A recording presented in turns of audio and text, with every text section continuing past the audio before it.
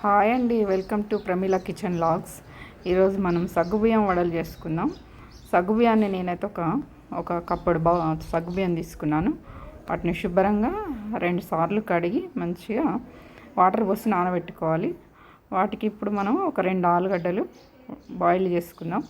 కుక్కర్లో పెట్టుకొని ఒక 4 విజిల్ వచ్చే వరకు తీసి పక్కన పెట్టుకోవాలి.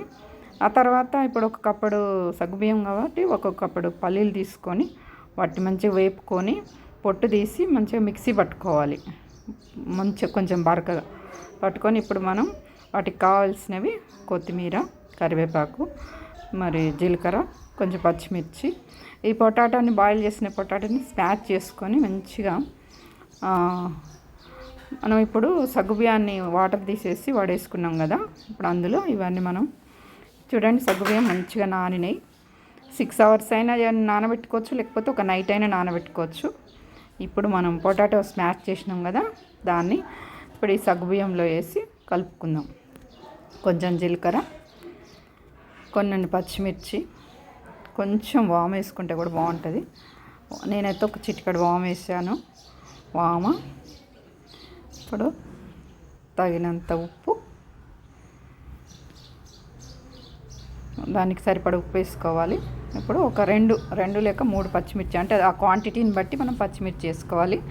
అలాగే కొంచెం 1 ఇంచు అల్లం ముక్కని సన్నగా కట్ చేసుకొని వేసుకోవాలి.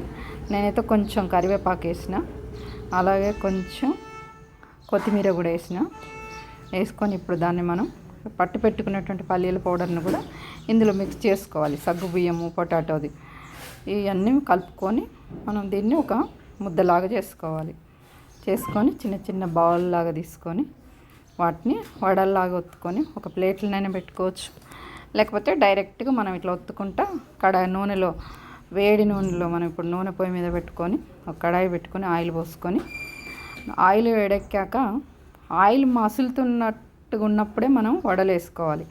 లేకపోతే ఇవి మనం సిమ్లో పెట్టేస్తే పగిలిపోతాయి అన్నట్టు, విడిపోతాయి. అందుకే వేడి ఆయిల్ వేసి ఒక 5 minutes తర్వాత కొంచెం లో ఫ్లేమ్లో పెట్టాలి.